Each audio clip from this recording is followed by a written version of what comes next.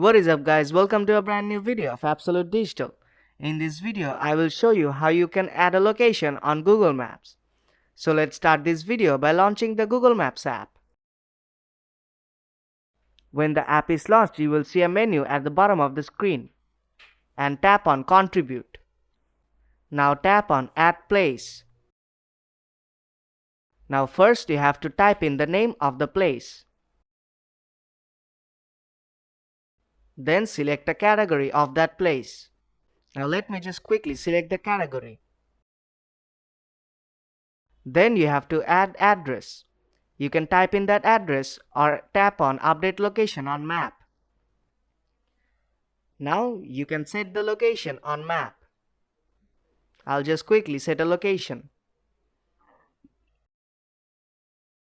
And then tap on OK on top right corner. And you can also add phone number, business hours, website, opening date, and also photos. And when you are done, tap on the blue arrow icon on top right corner.